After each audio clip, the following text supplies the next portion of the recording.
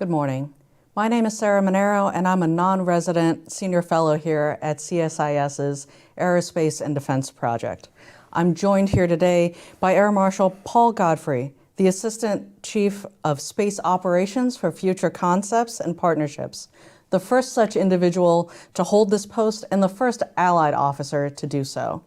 It should come as no surprise then that Air Marshal Godfrey is responsible for the Space Force's International Partnership Strategy, which is due to be released soon. He's graciously accepted the invitation to come and sit with us today and give us a little bit of a preview and talk to us about how important this line of effort is to the United States Space Force. Air Marshal Godfrey, thank you so much for being here.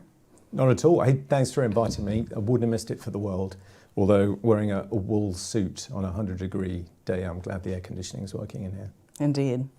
Can you talk to us a little bit about what your role is here, as well as kind of give us a preview of what the International Partnership Strategy is? Yeah, so I think you mentioned the first person to do this. I was incredibly lucky. I've had a lucky career, actually, sort of 30 years of flying fighters, interspersed with a bit of acquisition, sort of integration of capabilities onto aircraft carriers, that sort of stuff, F-35 entry into service.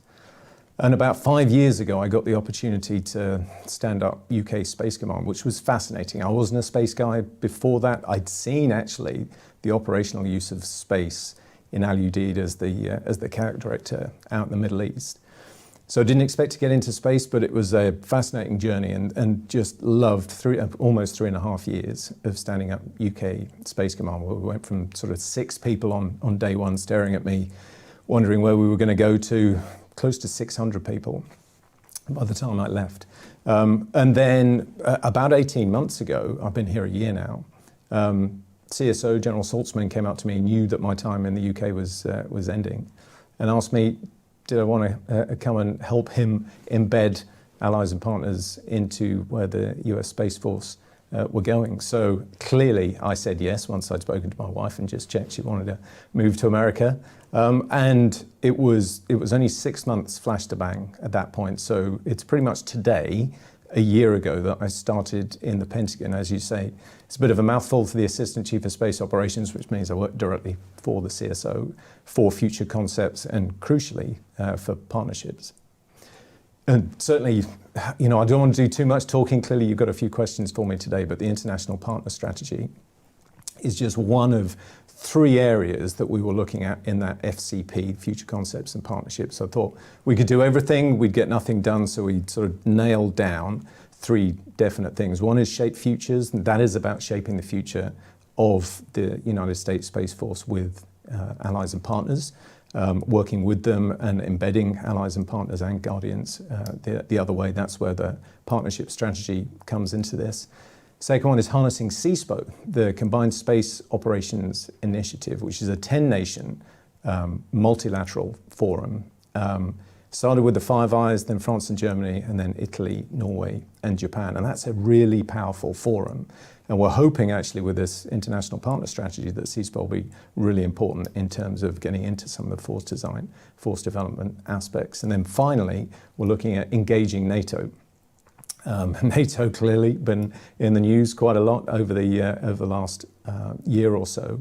And with a nascent space capability that is growing, it's a really interesting relationship where we want to work with US Spacecom just to work with NATO and understand where they're going with command and control and with their capabilities as well. But for today, we're really pleased that CSO trailed it at the National Space Symposium at the International Partner Strategy and has recently signed it off, and we're hoping it will be on the streets imminently. Great. I mean, is there, one of the interesting questions that you always get with these strategies is, why now? I mean, is there an interesting fulcrum point where this is particularly enabling or needed from the Space Force's point of view? You know what? So back to my experience standing up UK Space Command, that kind of came about because NATO declared space an operational domain only in 2019, which is unbelievable when you look at the strategic environment and the threat in space. And so France was the first ally to actually stand up a space command than the United Kingdom. And then the dominoes started falling after that with Australia, with Canada, Germany, and the list goes on. You know, there's 10 nations in CSPA already, and there's other nations out there as well that have space commands. The interesting thing is, the oldest one of those is only 5 years old. So you're getting to a point in the cycle now where all of those allies have started standing up their own space cadres, which is difficult. I mentioned we went from 6 to 600. We'd kind of had a head start in the UK. You know, we've been operating Skynet satellites, satellite communication satellites. We had RF Fillingdales in terms of a space domain awareness radar. But it is a really tricky thing to stand up these space cadres. And then you've got to understand as well where you're going with your space architectures. Where are you going to spend your money? And ultimately, from a United Kingdom perspective, how are we going to add value to the United States? So I think it is perfect timing now, especially given that the US Space Force is still 5 years old as well, and is now starting to develop in the processes for the objective force. What is the architecture is going to look like? What does force development, training, and wargaming look like? And what does force employment look like as well, with what is still a new force? So I think the timing is perfect now. And like I say, I've been in the job a year. We really started working on this strategy at the end of last year, because it was the commercial strategy that came out last year, the United States Space Force commercial strategy. And this is a strategy that is designed to be hand in glove with that commercial strategy as well. So that's why now. Let's just get a level down on that. So there was the commercial strategy, the international strategy, the international partnership strategy. In the strategy, there's a lot of talk about, you know, this mill-to-mill cooperation. Yeah. And defense cooperation. There's clearly this recognition that commercial space plays a significant part in what's going on in this ecosystem, not only for civil, but also for national security. What is the relationship between the commercial strategy and the international partnership strategy? Is there going to be like an international commercial strategy coming out, or how are we going to maneuver through this? I think we're just going to get this one going at the moment. Actually, so, you know, in terms of the relationship, this was all about bringing the two together, international and commercial, so that the US Space Force can get after those hybrid space architectures that we're looking to now and into the future as well.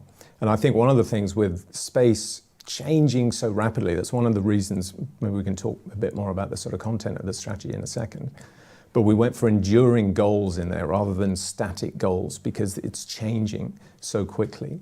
And so understanding the commercial environment is absolutely key. And I think with allies and partners, they're also looking at this commercial environment. They're seeing how commercial is changing.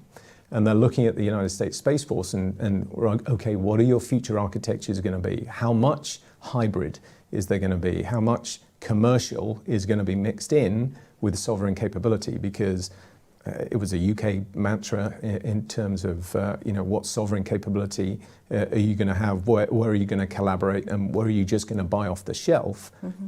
That equation is a really tricky equation to understand. And through the international space strategy, I think allies are going to get more of an idea of where the US is going and where they might be able to buy commercial, where they will buy their own sovereign capability. So that's why I think the two nest together really well in terms of the other aspects of, rather than just military space. Yeah, I think it's really fascinating. I mean, and this harkens back to something that General Gutlein actually talks about, right? This exploit, buy, build kind of concept. And then when you abstract that to international partnerships and commercial partnerships, and you integrate that, what kind of force multipliers that provides to the allied force, right? And I think one of the fascinating things about this partnership and this strategy is that it recognizes that that's going to constantly be evolving. And so there are strategic endpoints, but the way that you get there also is going to necessarily be evolving. And it's a much more complex fabric of allies and partnerships, because different countries and companies are bringing different capabilities. And being able to weave that through, I think, is fascinating. Can you talk a little bit about the strategic framework that you establish in this strategy and how it flexes with the ecosystem of the space domain? Yeah, so we went down for any strategy experts out there. We had a long discussion about how we were going to frame this. Obviously, we saw how the commercial space strategy was put together. We wanted to go down the ends, ways, and means route, where the ends I've sort of alluded to it already in terms of those enduring goals that we wanted to achieve. So securing our interests in, from, and to space, and just allowing our partners to be combat multipliers, exactly what you've just said. The second enduring goal is communicate, and that is about the US Space Force communicating where we are going in terms of space architectures and so on, in terms of force development and that sort of stuff. And it's also about info sharing. It is about common taxonomies and those sorts of things. And the final one is integrate. And here's the key in the strategy, where this is about integrating allies and partners across force development, force design, which is that architecture of the future, force development, how you then war game this, how you do your training and your exercising, and force employment, which is about your force generation and your force operations as well, which is all of the elements that are required in order to get to CSO's number one LOE, which is generate combat-ready forces. So that's the ends. The ways, 3 lines of effort, and I think anyone who knows me, I love a sort of single pager with some lines on it and where we're getting to, that you can then add milestones and from that derive tasks and measures of effectiveness and so on. And those 3 milestones, those 3 LOEs relate to force design, force development, and force employment. And it's create, which is creating the conditions to integrate allies into force design. Integrate, incorporating allies into all the force development activities. And then operate, which is maximizing participation of the allies in force operation activities. And then in terms of the means, we were pretty straightforward on this, and maybe slightly different in some of the strategies that you've seen, and there was a long conversation over this. But one, the multiple stakeholders that we're going to work with, it's the United States Space Force strategy, but we want to create at least coherence, among the US space enterprise, which I always looked on from abroad and thought, oh my goodness, this is complex. When I got into it, I realized it's even more complex than I thought from externally. When you've got the intelligence community, you've got the DoD, there's commercial, there's industry, and various others in between, including US Spacecom. So we're just ensuring a coherence across that as the US Space Force continues on this journey. And then the slightly different area is that you'll see it when we publish it very soon, but is the specific tasks, the specified tasks that are in there, where there's 5 or 6 tasks against force design, force development, and force employment that is specifically against a organization. There's a primary and a secondary within the United States Space Force in terms of leading that, whether it's embedding allies in force design processes, whether it's something to do with training and education, whether it's common taxonomy across the board so that we can baseline our language. You'll see that that's directed against some very specific organizations, which is different. And I think from there, when we get into implementation, if those are the specified tasks, we'll take the implied tasks from that and then create milestones as we go along the way. So ends, ways, means, and hopefully simple. There's a strategic context about the criticality of space and the congested nature of space as well, and the contested nature of space. But hopefully readable. The devil is in the detail though, and it is in the implementation. The devil's always in the details. And for strategies, it's always in the implementation and the resourcing, right? And one of the things that I loved about the strategy is that it very clearly and concisely identifies supported and supporting elements, and then says that implementation will be driven, and these organizations will be held accountable. And as a policy and strategy nerd, I love that. That's perfect. That's what congratulations on that. That's what I want to hear, because we had a long debate actually as to whether we do put specific tasks, because a strategy normally says this, this is what we're going to do, we're going to get from here to here. And then the plan is, and the implementation plan is how you're going to do that. So there's a little bit of the how, that's why we put it in the means.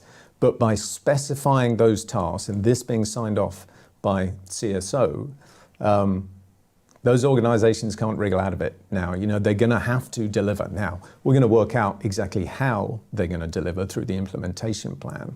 But that's why I wanted to do it, for two reasons. One, it demonstrated that that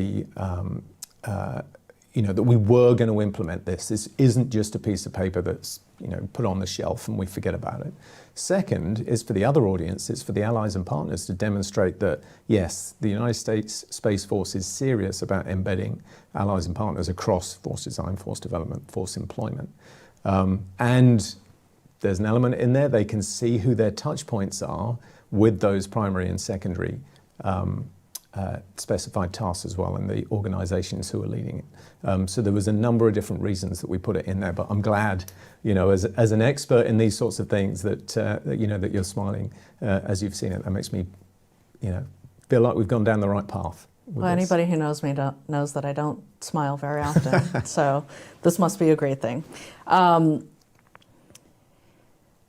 One of the challenges that I think people are always kind of struggling with, and I would just love both your personal and your professional point of view on this, is the challenges uniquely to space on overclassification, on sharing information. And one of the main lines of efforts here is communication and integration. Can you talk a little bit about what the strategy is trying to do there, not only in a mill-to-mill context, but again, bridging into the commercial context, and how you found this experience working with the Space Force in this role? Yeah, this is one of those things that I'm really passionate about. All nations are going to have their own no foreign and equivalents. You've got to protect what you need to protect from a national perspective. But certainly I think because of where space and national security space has come from, there has always been in the past a default to the highest level of classifications. And just genuinely, just me turning up in the Pentagon and sitting in a meeting means that they're going to have a conversation that isn't no foreign. So just by being there, I think we are starting to see change, and we were seeing change before that as well. But if we're gonna be truly interoperable, if we're gonna operate as a coalition in space, then we need to be talking the same language. We need to understand the capabilities that each other has. And so it starts with that level of communication of, right, what are your force designs gonna look like? You mentioned the commercial, the industrial side of it as well. I tell a story about coming over here. It was probably 2 years ago now, in the summer, and I wanted a conversation. The other thing to note is that allies and partners, the budgets generally aren't as big as the budgets over here. I know there's a lot of budget discussions at the moment, but it means you've got to fight for every dollar equivalent, and it means you've got to spend it correctly. And I wanted a conversation, about classified space capabilities with US industry. I wasn't able to have that conversation. So with some of these things, that means from a United Kingdom, it's same for France, Germany, whoever, that means you've now got to go and invent those capabilities where the US may well have had years of development, of operating, whatever it happens to be, that is going to take allies time and money. And when you look at the scale of threat evolvement, the way that threat is evolving in the domain, we just don't have that time. So at the very basic level, we've got to be able to have those conversations. We've got to be able to transfer technologies rapidly so that we can make sure that the allies become combat multipliers at the end of the day. You know, we both know, and I'm sure we're in a space echo chamber in the audience as well, but space is unlike any of the domains. You know, if you look at the traditional domains, bar cyber, but in air, land, and maritime, people have had ships for hundreds, if not thousands of years. You know, they've had aeroplanes since the early 20th century.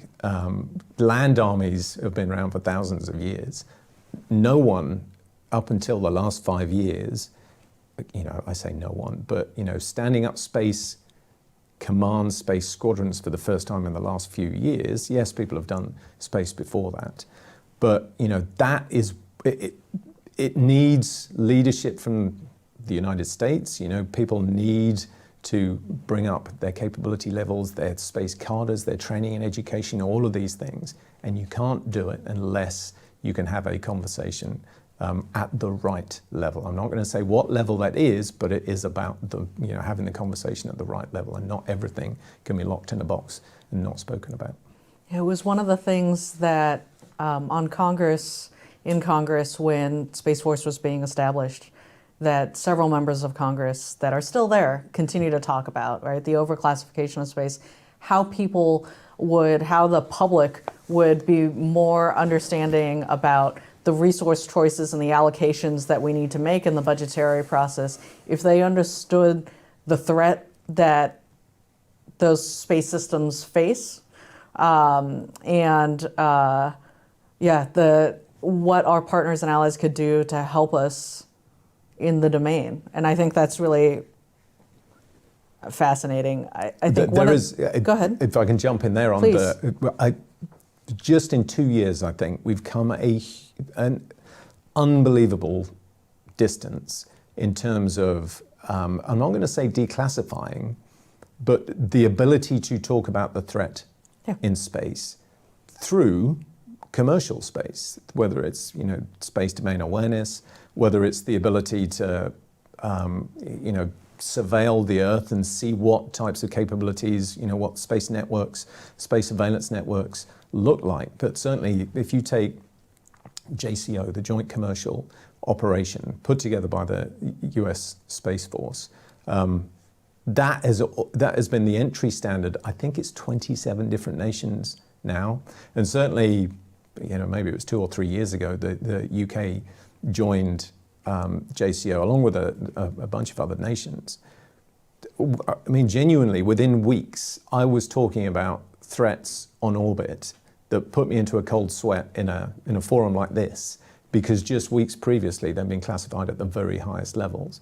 But now you can talk about some of these you know, Chinese capabilities that with grappling arms, with the ability to move spacecraft several thousand kilometers, the fact that there are direct ascent anti-satellite weapons that can reach out and touch us, the fact that electronic warfare is firmly up and running in the space domain already, jamming of GPS, you know, all of these different things. We're talking about this more and more, and that's when people can understand the threat to our systems in the space domain.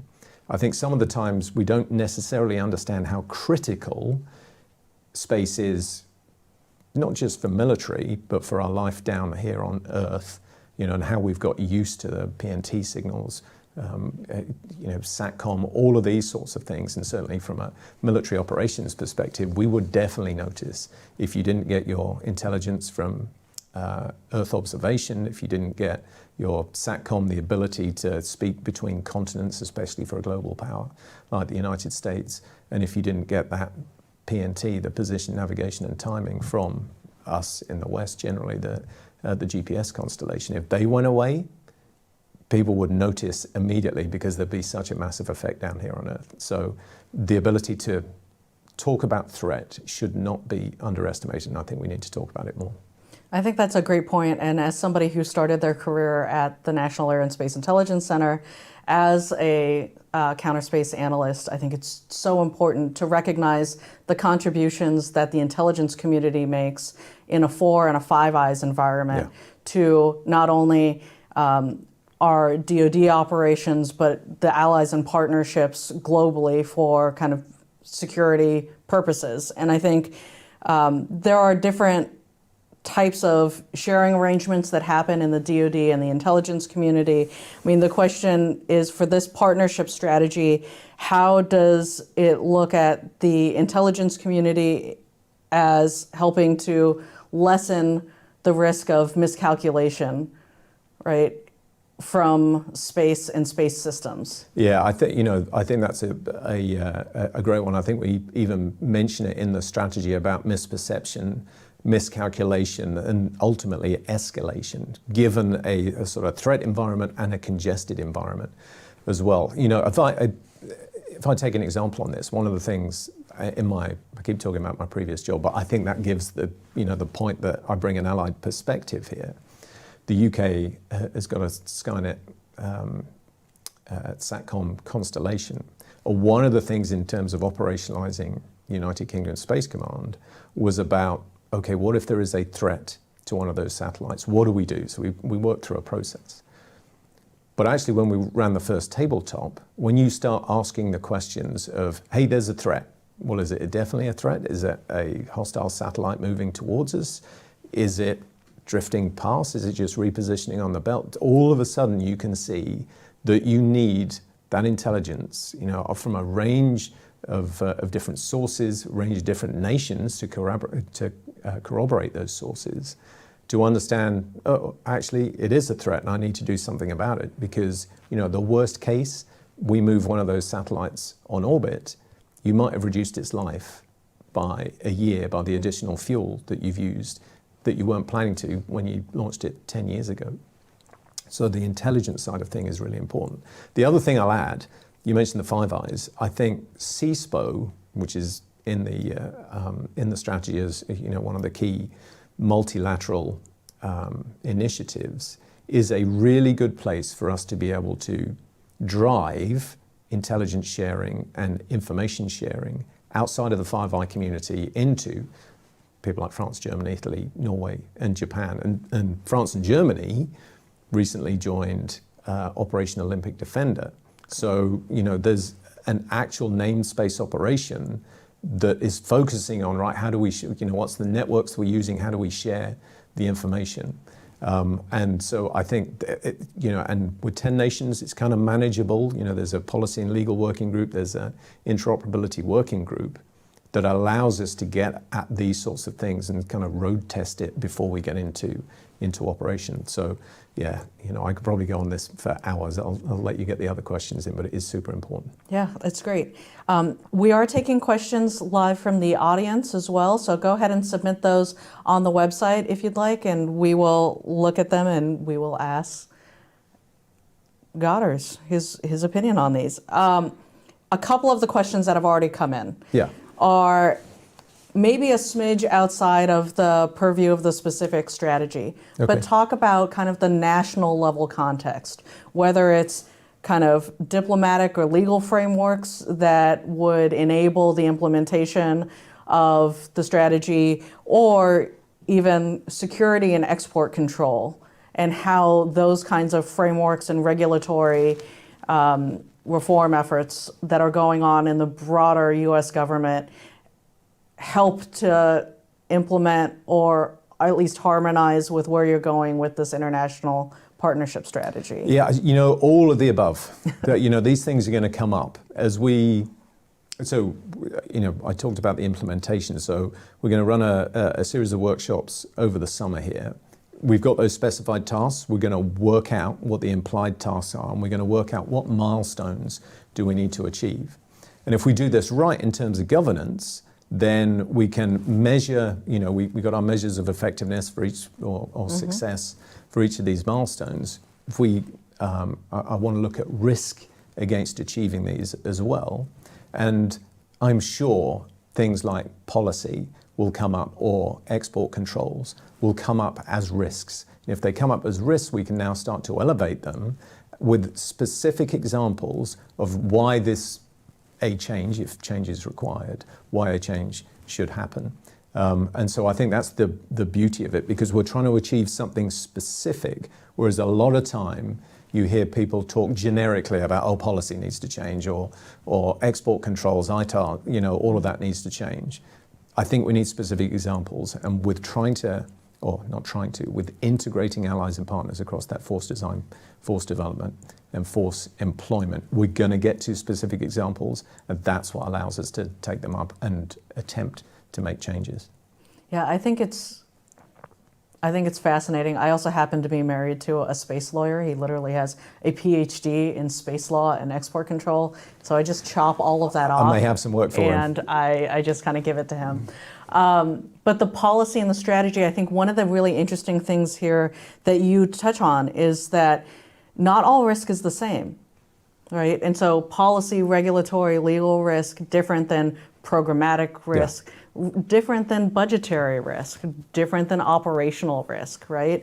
And as you flesh out that framework or that rubric of your measures of effectiveness, seeing how you address that risk systematically, how you taxonomize it, I think is, again, the devil's in the details. I think it's going to be fascinating.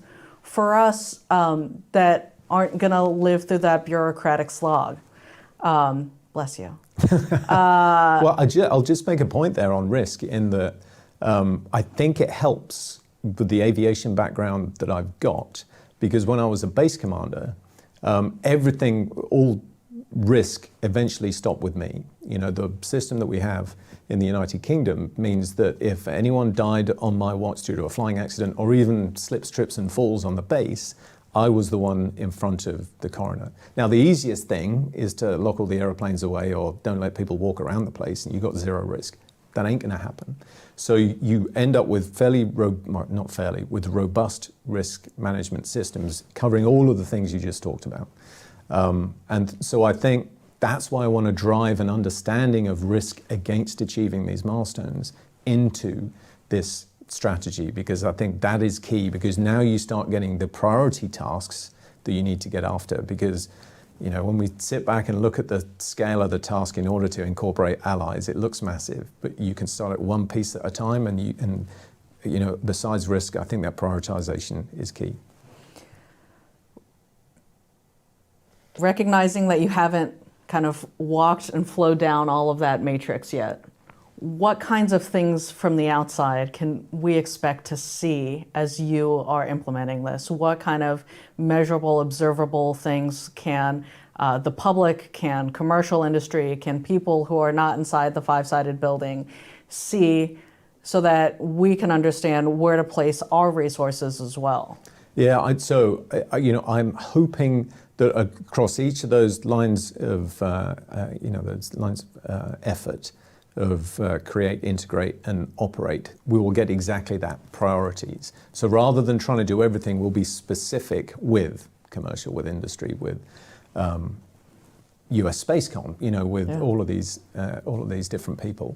I think there are some quick wins to be had across all of those areas, not least allies, you know, a releasable version of what the United States Space Force terms the objective force. So what is the US Space Force architecture going to look like in 10, 15, 20 years? When there's a releasable version of that, allies can now go, okay, where could I make a difference? How do I become interoperable with that? Because interoperability, let's come back to that one. It's, you know, it's a different one, but that is, as I mentioned before, is certainly key. When it comes to force development, yeah, Retrieval Wargame has been going on for 25 years, but I think we can now start to streamline that as we now start to understand what those architectures are going to look like, and what, not notional capabilities, but what actual capabilities our allies and partners are going to bring. And then from a force employment perspective, I think there's an awful lot in human capital there in terms of exchanges and liaisons between the allies, partners, and Space Force guardians that I think we can start to, again, maximize everything. So there's an awful lot on our plate, but we'll prioritize, and I think there are certain quick wins that we're going to get to very soon. Another question that's come in from the audience, I mean, for force development, force design, development, and employment, how broad do you see that going beyond just the traditional kinds of partners that we end up seeing in kind of a lot of these Four Eyes, Five Eyes, plus maybe, France, Germany, Japan. I mean, how broad and what is that kind of metric for how those allies and partners get assessed into these kinds of Yeah, I mean, that's the programs? fascinating one. And that's one of those processes that we need to nail down.